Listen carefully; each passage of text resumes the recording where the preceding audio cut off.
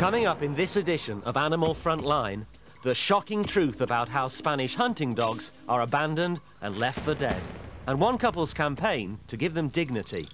They hang them after the hunting season, and also when they are not good enough for the hunt or good enough for the racing. Well, we have not a day off. It's not possible, because with animals it's 7 days and 24 hours. Welcome to Animal Frontline. I'm Mark Strickson. It's said that a dog is man's best friend, but not if you're a traditional Spanish hunting dog, or podenco as they're normally called. As our film reveals, some hunters tragically afford little kindness to their animals. But Dutch-born Annelies and Leen have dedicated their lives to caring for abused and abandoned hunting dogs at what's called the Podenco Aid Foundation. They've helped over 7,000 to find new homes.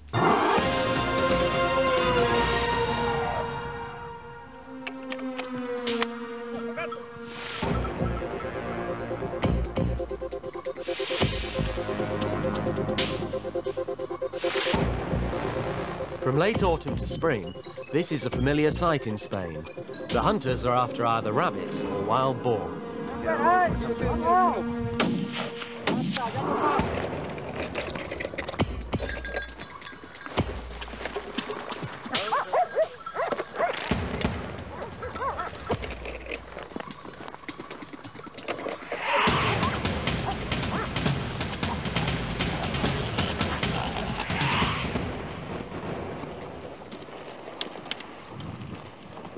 Pedro Batista Serrano hunts with a pack of 15 Podenco dogs.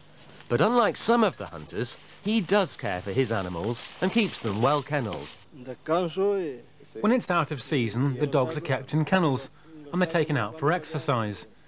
They're fed on dog biscuits and they get fresh meat from the butchers, mainly scraps. As far as what some of the other hunters do, I don't know. I can't say. But the fate of many hunting dogs is no big secret. Some like this are hanged, others are kept in poor conditions, others still are simply abandoned at the end of the hunting season. The things what we see here is horrible. We have see dogs in a very, very small place, tied up, without any food, without any water. In the summer it is so cruel because they don't have any protection against the sun and against the rain and against the, all the weather. Annelies and her husband Leen moved to Benissa in southeast Spain 9 years ago. At first they came to care for an elderly relative. But it wasn't long before they were caring for abandoned hunting dogs too. It all started with just one Podenco called Natush, who walked into their yard. The first dog is Natush. We found her 9 years ago, full of blood, with a broken leg. And a week later we had 2, and then we had 3, and within 3 months we had 30, and we have seen there was a big problem here in Spain with the Podencos. Then we have tried to make our life normally, but it is not possible because we have found so many poor dogs, and that's why we changed our life for the dogs. Now Annelies and Leen care for up to 300 dogs. Once Podencos were the chosen pets of the pharaohs of ancient Egypt. Now in Spain, they're often treated with contempt. Along with Leen and Annelies, a Spanish organisation known as ANDA is now trying to put animal welfare on the political agenda. We are called the National Association for the Defense of Animals. What we do is to try to change the Spanish mentality towards animals. Because in Spain, up to a few years ago, nobody has done anything. It is not in the textbooks, it is not in the schools, it is not everywhere, anywhere.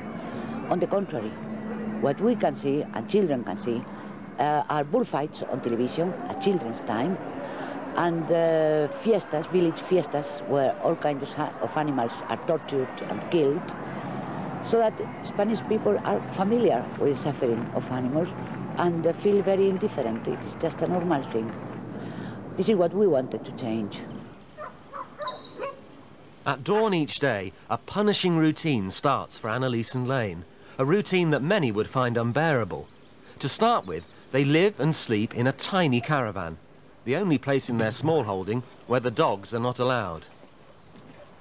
Our days start very early. My husband, he is about 5:30 in the morning, and then he bring all the how must I say it in English, shit, to the basura. And I clean then a bit the caravan and start to clean the saloon, because there are always the new one and the bad ones. And then it's feeding time for 300 hungry dogs.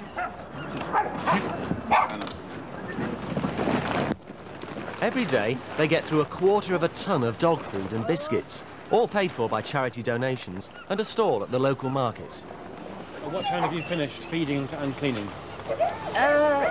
We hope normally 11 o'clock in the morning, 12 o'clock, but it's never ending. It is only the start.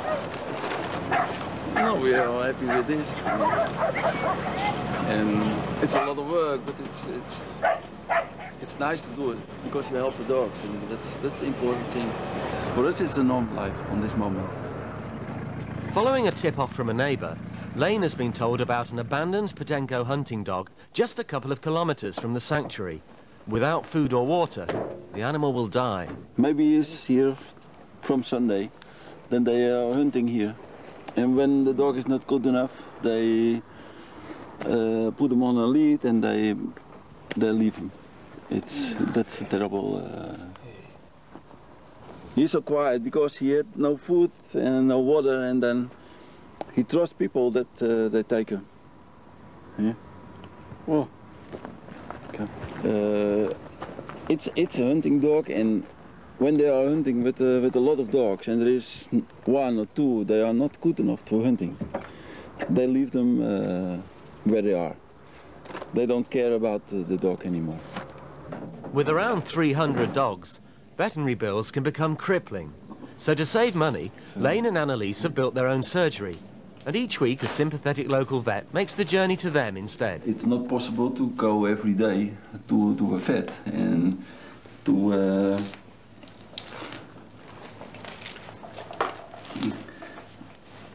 make all the operations. It's too expensive, because when we have an agreement with the vet here that we can do it by our own, we can have it cheaper, and then it's possible to help a lot of dogs.